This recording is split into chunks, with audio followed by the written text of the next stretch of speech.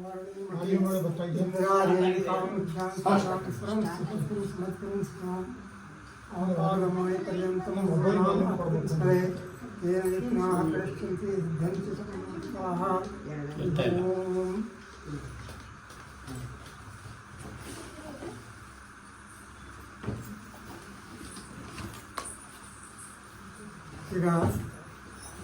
ನಾವೆಲ್ಲ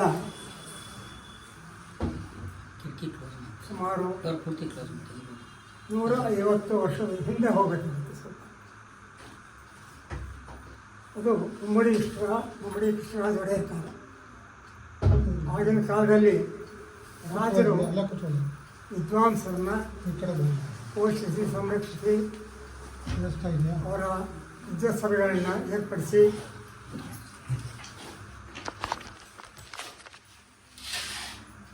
ತಾವು ಜ್ಞಾನಾರ್ಜನೆ ಮಾಡ್ಕೊಳ್ಳೋದಂತೆ ಅವ್ರನ್ನೂ ಸಹ ಸಂರಕ್ಷಣೆ ಮಾಡ್ತಾ ಇದ್ದ ಕಾಲ ಮುಮ್ಮಡಿ ಕೃಷ್ಣರಾಜ ಒಡೆಯರ್ ಕಾಲ. ಹೀಗೆ ಮುಮ್ಮಡಿ ಕೃಷ್ಣರಾಜ ಒಡೆಯರು ಒಂದು ಯುದ್ಧ ಸಭೆಯನ್ನು ಏರ್ಪಡಿಸಿದ್ದಾರೆ. ಅನೇಕ ವಿದ್ವಾಂಸರುಗಳೆಲ್ಲ ಸೇರಿದ್ದಾರೆ. ಇಲ್ಲಿ ಘನ ವಿದ್ವಾಂಸರು ಪಂಡಿತರುಗಳೆಲ್ಲ ಕೃಷ್ಣರಾಜ ಒಡೆಯರು ಆಸ್ಥಾನ ಒಂದು ಯುದ್ಧ ಸಭೆ. ಅಲ್ಲಿ ಈ ಒಂದು ವಾಕ್ಯಾರ್ಥ ನಡೆಯಲಿಕ್ಕಿದೆ. ವಾಕ್ಯಾರ್ಥದ ವಿಷಯ ತತ್ವೋದ್ಯಾನ. ಶ್ರೀಮದ್ ಆಚಾರ್ಯರಿಂದ ರಚಿಸಲ್ಪಟ್ಟಿರ್ತಕ್ಕಂಥ ತತ್ವೋದ್ಯೋತ ಅಂತ ಒಂದು ಗ್ರಂಥ, ಅದರ ವಿಷಯ ಬಗ್ಗೆ ವಾಕ್ಯಾರ್ಥ. ಆ ಸಭೆಗೆ ತ್ರಯಂಬಕ ಶಾಸ್ತ್ರಿಗಳು ಅಂತ ಘನ ವಿದ್ವಾಂಸರು, ಪ್ರಕಾರ ಪಂಡಿತರು, ಮತ್ತು ವಾಕ್ಯಾರ್ಥ ಚತುರರು. ಅವರ ಹೆಸರು ಕೇಳಿದರೆ ವಿದ್ವಾಂಸರೆಲ್ಲ ಸ್ವಲ್ಪ ಹೆದರುವಂಥ ಆ ರೀತಿ ತ್ರಯಂಬಕ ಶಾಸ್ತ್ರ ಅದ್ವೈತಿಗಳು. ಅವ್ರ ಜೊತೆ ಈ ತತ್ವೋದ್ಯೋತ ವಿಷಯವಾಗಿ ವಾಕ್ಯಾರ್ಥ ಏರ್ಪಾಡಾಗಿದೆ. ಆವಾಗ ಮಹಾರಾಜರು ಯಾರಾದರೂ ವಾಕ್ಯಾರ್ಥಕ್ಕೆ ರೆಡಿಯಾಗಿ ಬನ್ನಿ, ವಾಕ್ಯಾರ್ಥ ಬನ್ನಿ ಅಂತ ಕರೀತಾರೆ. ಯಾರು ಮುಂದರಲ್ಲ. ಯಾಕೆಂದರೆ ತ್ರಯಂಬಕ ಶಾಸ್ತ್ರಗಳಂದರೆ ಧಾರ್ಮಿಕ. ಅವರೆಲ್ಲರೂ ಕೂತ್ಕೊಂಡು ವಾಕ್ಯಾರ್ಥ ಮಾಡಿದ್ರೆ ಯಾರು ಮುಂದೆ ಬರ್ತಾಯಿಲ್ಲ. ಮಹಾರಾಜರು ತಲೆ ತೆಗೆಸುವಂಥ ಪರಿಸ್ಥಿತಿ. ಆಗ ಮೂಲೆಯಲ್ಲಿ ಕೂತಿದ್ರು. ದೃಢಕಾಯರೇನಲ್ಲ. ಅವರು ಮುಂದೆ ಬಂದು ವಾಕ್ಯಾರ್ಥ ನಡೆಸೋದು, ಪೂರ್ವ ಪಕ್ಷದ ಕೋಟೆಗಳನ್ನ ನಡೆಸೋದು, ತಮ್ಮ ಪಕ್ಷವನ್ನು ತಮ್ಮ ಸಿದ್ಧಾಂತವನ್ನು ಸಾಧಿಸಿದರು. ಕರ್ನಾಟಕ ಸಂಸ್ಥಾನದ ವಿಜಯ ಪತಾಕೆ ಹಾರಿಸಿದರು. ಅವರು ಯಾರು ಅಂದರೆ ಇವತ್ತಿನ ಕಥಾನಾಯಕರಂತ ಕಾಶಿ ತಿಮ್ಮಣ್ಣಾಚಾರ್ಯ. ಕಾಶಿ ತಿಮ್ಮಣ್ಣಾಚಾರ್ಯರು ಅದು ವಂಶದ ನಾವು ಅಂತ ಹೇಳೋದಕ್ಕೆ ಭಾಳ ಹೆಮ್ಮೆ ಆಗುತ್ತೆ. ಅವರ ಆಶೀರ್ವಾದ ಅನ್ನೋದು ಮೇಲೆ ಇದೇ ಇರುತ್ತೆ. ಅವರ ಮುಮ್ಮಡಿ ಕೃಷ್ಣರಾಜ ಒಡೆಯರ ಕಾಲ ಅದು. ಆ ವಾಕ್ಯಾರ್ಥ ನಡುವೆ ಮೇಲೆ ತ್ರಯಂಬಕ ಶಾಸ್ತ್ರಿಗಳು ಮಹಾರಾಜರ ಎದುರುಗಡೆ ಕಾಶಿ ತಿಮ್ಮಣ್ಣಾಚಾರ್ಯ ಕಾಶಿಯಾಚಾರ್ಯ ತೆಗೆದುಕೊಂಡು ಇವರು ನಮ್ಮ ಆಸ್ಥಾನದ ರತ್ನ ಹೇಳಿ ಇವ್ರನ್ನ ಕೊಡೋದು. ಅಷ್ಟು ವಾಕ್ಯಾರ್ಥದಲ್ಲಿ ಚತುರರು ಕಾಶಿ ತಿಮ್ಮಣ್ಣಾಚಾರ್ಯ. ಅವತ್ತಿನಿಂದ ಮುಮ್ಮಡಿ ಕೃಷ್ಣರಾಜ ಒಡೆಯರಲ್ಲಿ ಆಸ್ಥಾನದಲ್ಲಿ ವಿದ್ವಾಂಸರು. ಮಹಾರಾಜರಿಗೆ ಕಾಶಿಯಾಚಾರ್ಯ ಕಂಡ್ರೆ ಭಾಳ ವಿಶ್ವಾಸ, ಭಕ್ತಿ, ಗೌರವ. ಇದಾದ ಮೇಲೆ ಒಂದು ಘಟನೆ ನಡೀತು.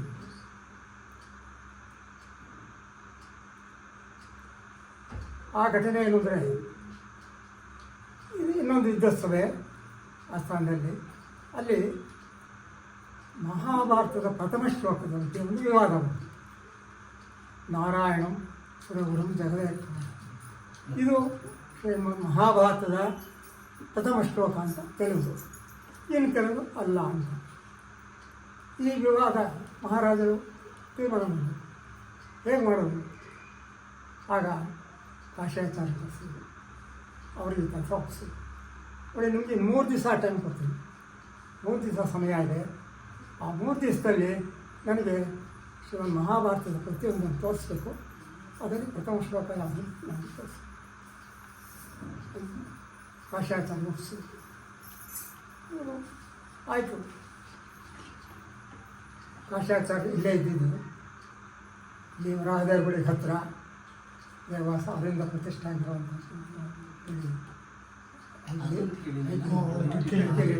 ಅದಾದ್ಮೇಲೆ ಅವ್ರ ಮರಿ ಮೊಮ್ಮಕ್ಕಳು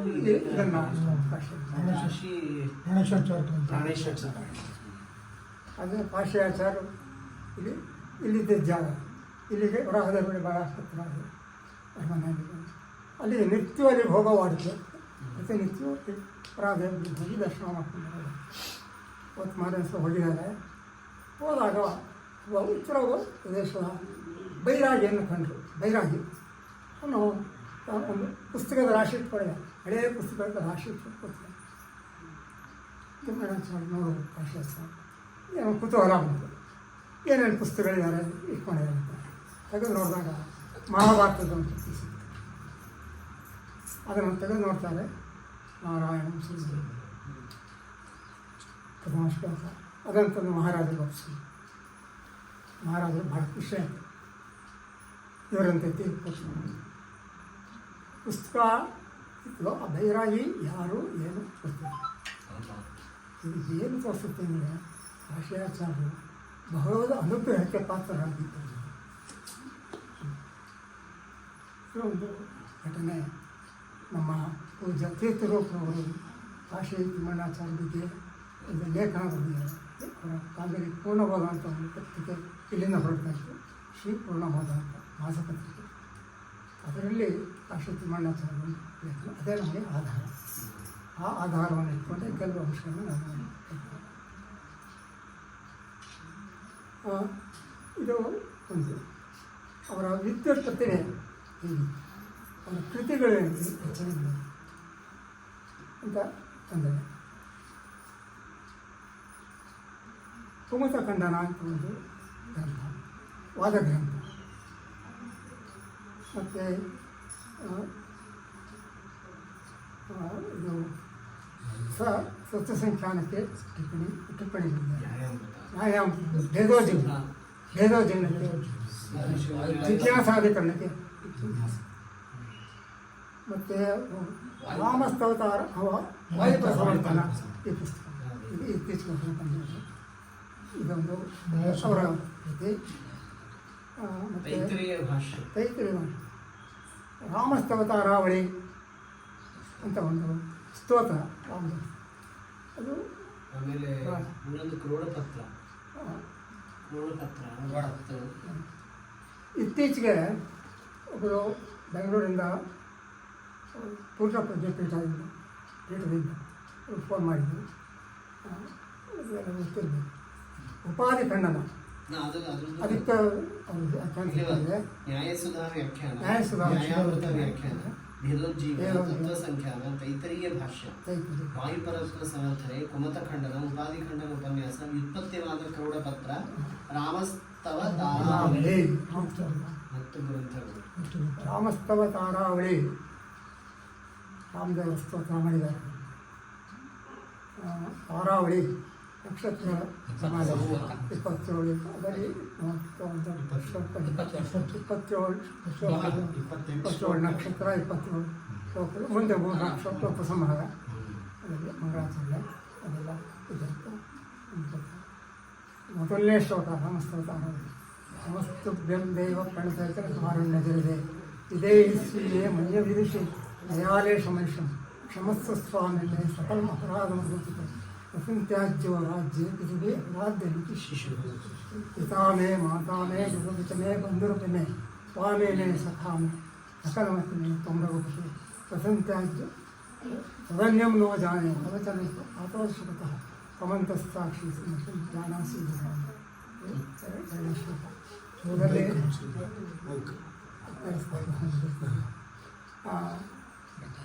ಪೂರ್ಣವಾಗಿ ರಾಮಸ್ತವತಾರ ಶ್ಲೋಕಗಳನ್ನ ನಾನು ಒಂದು ಪ್ರವಚನದಲ್ಲಿ ಪ್ರಾಚಾರ್ಯ ಪ್ರವಚನ ಕೇಳಿದೆ. ಶರಣಾಗತಿ ಭಾವ, ಪೂರ್ಣವಾಗಿ ಶರಣಾಗತಿ ಭಾವ, ಪೂರ್ಣವಾದ ಭಕ್ತಿ ಭಾವ, ಇದರಲ್ಲಿ ಇದು ಅದು ಮುಖ್ಯವಾದ ಶುರು ಮಾಡೋವಾಗಲೇ ಅವರು ನಮಸ್ತುಭ್ಯಂ ದೇವ ಪ್ರಣತಲ್ಲಿ ಕಾರಣವಿಲ್ಲದೆ ವಿಜಯಿಸಿ ಮಯ್ಯ ಅಭಿದಿಶಿ ಹೇಳುವಾಗಲೇ ಹೇಳ್ಕೊತಾರೆ, ನಾನು ಅಲ್ಪ ನನಗೇನೂ ಗೊತ್ತಿಲ್ಲ ಅಂತ ಒಂದು ವಿನಯ, ಪೂರ್ಣವಾಗಿ ಶರಣಾಗತಿ. ತಮ್ಮ ಪಿತಾಮೇ ಮಾತಾಮೇ ಗುರುಪಿಸಮೇ ಬಂಧುರಕನೇ ಎಲ್ಲ ನೀನೇ, ಎಲ್ಲ ಬಂದು ನೀನೇ, ತಾಯಿ ತಂದೆ ಬಂಧು ಎಲ್ಲ ನೀನು. ಸಕಲ ತದನ್ನೇವು ನೋ ಜಾನೆ, ನನ್ನ ಬಿಟ್ಟು ನನಗೆ ಯಾರು ಗೊತ್ತಿಲ್ಲ. ತವ ಚರಣ ಪಾತೋಜ ಶಪಥಃ, ನಮ್ಮ ಚರಣ ಕಮಲದಲ್ಲಿ ಶಪಥ ಮಾಡ್ತಾಯಿದ್ದೀನಿ, ನೀನು ಬಿಟ್ಟು ನಮ್ಗೆ ಯಾರು ನಮ್ಮ ಪಾಪ. ಈ ರೀತಿ ಹೀಗೆ ಬರುತ್ತೆ.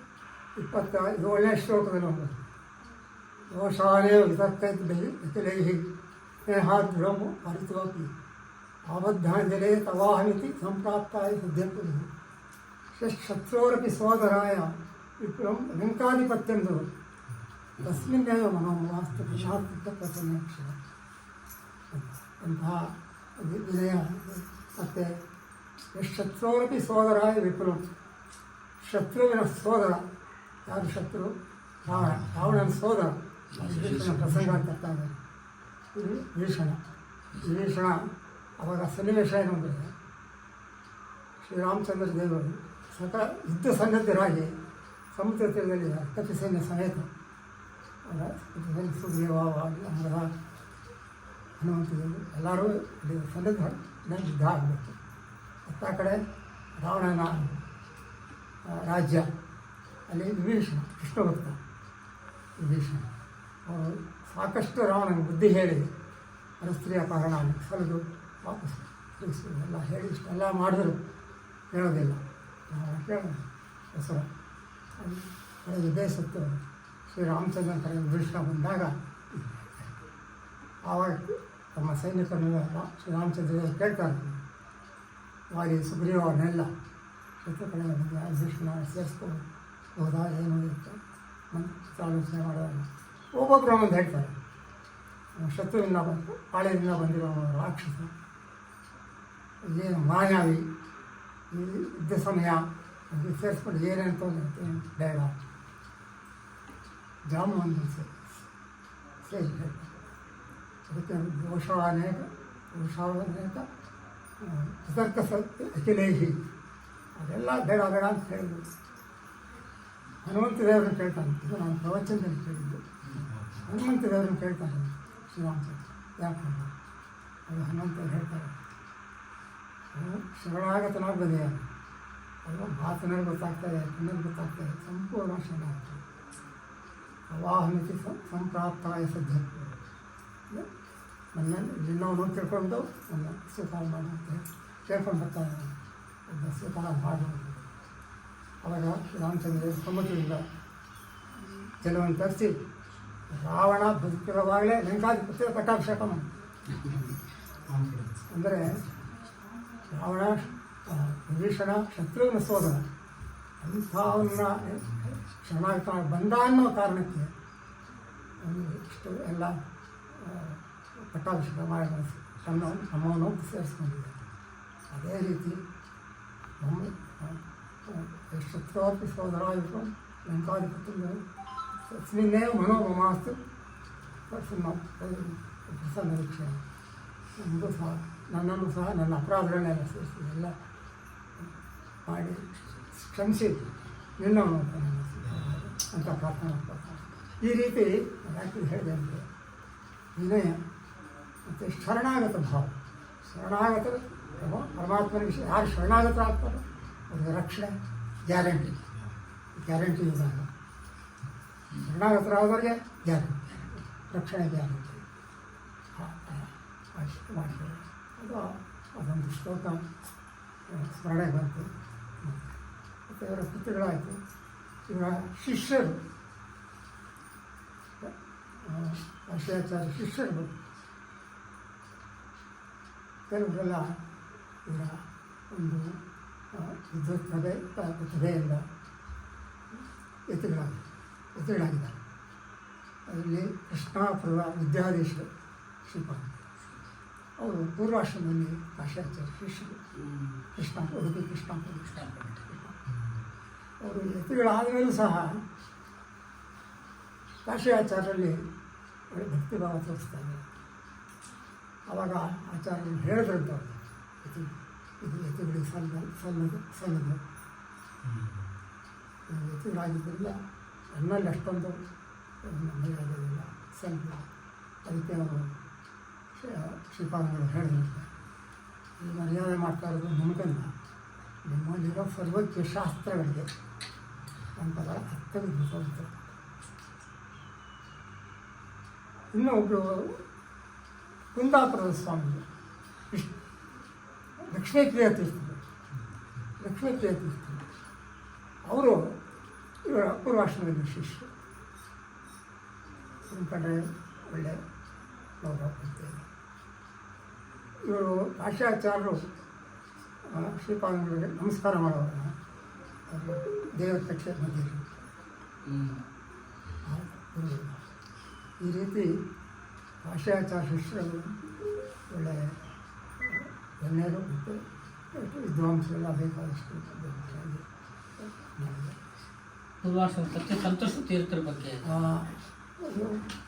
ಸತ್ಯ ತ್ರಯಂಬಕ ಶಾಸ್ತ್ರಗಳು ಅಂತ ಹೇಳಿದಲ್ಲ ನೋಡಿ ಪುಸ್ತಕಗಳು ತ್ರಯಂಬಕ ಶಾಸ್ತ್ರ ವಾಕ್ಯಾರ್ಥ ಮಾಡಿದಂಥ ಗೂಳಿ ಬಾಳಾಚಾರ್ಯ ಸತ್ಯ ಸಂತೋಷ ತೀರ್ಥರ ಪೂರ್ವಾಶ್ರಮದ ಗೂಳಿ ಬಾಳಾಚಾರ್ಯ ಅವರು ನನ್ನೆಲ್ಲ ಬರೆದಿಟ್ಕೊಂಡಿದ್ದಾರೆ ಅಂತ ದಾಖಲೆ ಮಾಡಿದ್ದಾರೆ. ಅದು ಎಲ್ಲಿದೆ ಅನ್ನೋದು ಮತ್ತು ಇವರು ವ್ಯಾಸಂಗ ಮಾಡಿದ್ದು ತರ್ಕಶಾಸ್ತ್ರ ಎಲ್ಲ ಕಾಶಿಯಲ್ಲಿ ಭಾಷಾಚಾರ್ಯ ವ್ಯಾಸಂಗ ಮಾಡಿದ್ದು. ಆಮೇಲೆ ಮೈಸೂರು ಬಂದು ಸತ್ಯಧರ್ಮ ವೇದಾಂತ ಶಿಷ್ಯ ಸತ್ಯಧರ್ಮ ಅವ್ರದೇ ಸತ್ಯಧರ್ಮ ತೀರ್ಥರು ನಮ್ಮ ಕಂಡ ಬಹಳ ಪ್ರೀತಿ ವಿಶ್ವಾಸ. ಅವರು ಆಶಯಾಚಾರ್ಯರೇ ಅವರು ಪೂರ್ವಾಶ್ರಮದಲ್ಲಿ ಪೂಜೆ ಮಾಡ್ತಾ ಇರ್ತಕ್ಕಂಥ ಸೀತಾರಾಮ ಪ್ರತೀಕ ಬಂದು ಅಲ್ಲಿ ಕೊಟ್ಟರು. ಅದು ಇಲ್ಲಿದೆ ಅನ್ನೋದು ಗೊತ್ತಿಲ್ಲ, ಎಲ್ಲ ಭಾಳ ಅಂದರೆ ಆಮೇಲೆ ಎಷ್ಟು ತಲೆಮಾರುಗಳಾಗಿದೆ. ಇದು ಆ ರೀತಿ ಎಲ್ಲ ಗಣ್ಯರು ಅಂಥ ಮಹಾನುಭಾವರ ತಪಸ್ಸುಗಳ ಜ್ಞಾನಿಗಳು ಭಾಷಾಚಾರ್ಯರು. ಅವರ ರಾಮನವಮಿಯ ಮಾದೇಶ ಅಂದರೆ ದ್ವಾದಶಿ ರಾಮಸ್ತವತಾರಾವಳಿ ಮಾಡಿದ್ದಕ್ಕೂ ಬಹುಶಃ ಇದೆ. ಅವ್ರು ಕೊನೆ ಬೆಳಗ್ಗೆಯಲ್ಲೇ ಮಾಡಿದ್ದಾರೆ ರಾಮಸ್ತವತಾರ. ಅದನ್ನು ಶಿಷ್ಯರು ಬರೆದುಕೊಂಡು ಅದನ್ನು ತಿಳಿಬಾರ್ದು. ನಿರ್ಯಾಣ ದಿನ ಪುಣ್ಯತಿಥಿ ಮತ್ತು ಪುಣ್ಯತಿಥಿ ನಿರ್ಯಾಣ ದಿನ. ಈಗ ಅವರು ಇದ್ದ ಜಾಗ ಇಲ್ಲಿ ಅವರ ಸ್ಮರಣೆ ಅಂದರೆ ಭಾಳ ಪುಣ್ಯದಾಯಕ. ಸ್ಮರಣೆ ಮಾಡೋದಕ್ಕೆ ಒಂದು ಪ್ರೇರಣೆಯಾಗಿ ಅಮ್ಮಾಜು ಚಿರಂಜೀವಿಗಳು ಎಲ್ಲ ಏರ್ಪಾಡು ಮಾಡಿದ್ದಾರೆ. ತಾವು ಉಪಸ್ಥಿತರಿದ್ದು ನಮಗೆ ಬಹಳ ಸಂತೋಷ ಆಗಿದೆ, ಕೃತಜ್ಞರಾಗಿದ್ದೀವಿ. ನಮಗೆ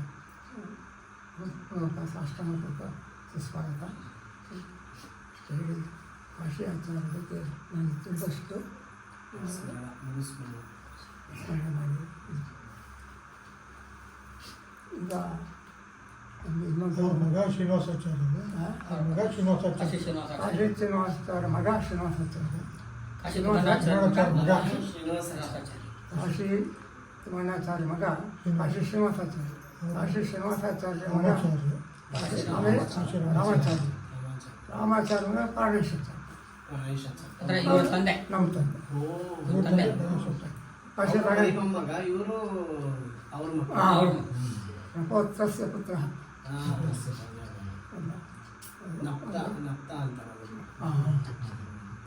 ಸೌಭಾಗ್ಯ. ಅದಲ್ಲ ಅವಳಿಗೆ ಉದ್ದಾಲಕರು ಪಾಠಕೋಪದೇಶಕ್ಕೆ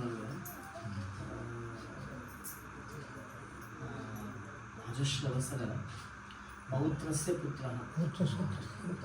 ಇವರು ಇವರು ಪ್ರಪೌತ್ರ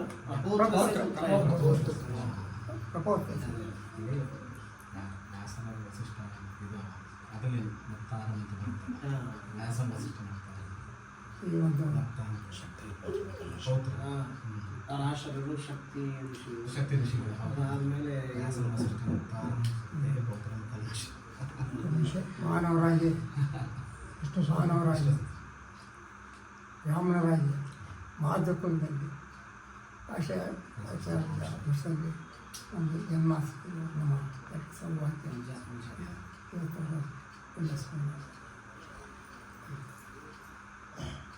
ನಮಗೆ ನಮ್ಮ ಕೆಲಸ ಆದೇಶ ಅಂದಿದೆ ತತ್ವಸಂಖ್ಯಾನದ ಮೊದಲೇ ಒಂದು 2-3 ವಾಕ್ಯ ಈಗ ವಾಕ್ಯ ಅನುವಾದ ಅನ್ನೋ ಬಹಳ ದೊಡ್ಡ ಪದ ಅಂತ ಅನ್ಸುತ್ತೆ. ಅದರಿಂದ ಏನು ತಿಳ್ಕೊಳ್ಳಿ ಅದನ್ನು ತಮ್ಮಂತೆ ನಿವೇದನೆ ಮಾಡ್ತೀನಿ. ಅಭ್ಯಾಸ ಇದೆ. ಹೌದು ಅವ್ರಿಗೆ ಅಭ್ಯಾಸ ಇದೆ. ಕೈ ನೋಡ್ತೀವಿ. ಹೌದು ಈಗ ಕಡೆ ಗಮನ. ನೆಕ್ಸ್ಟ್ ಅನುವಾದ ಬೇರೆ ಅವನು ಕೂಡ ಕೊಡೋದು. ಇದು ಸ್ಟಾಪ್ ಮಾಡಿ ಸ್ಟಾರ್ಟ್ ಮಾಡಿ ಶ್ರೀ ಗುರುಭ್ಯೋ ನಮಃ.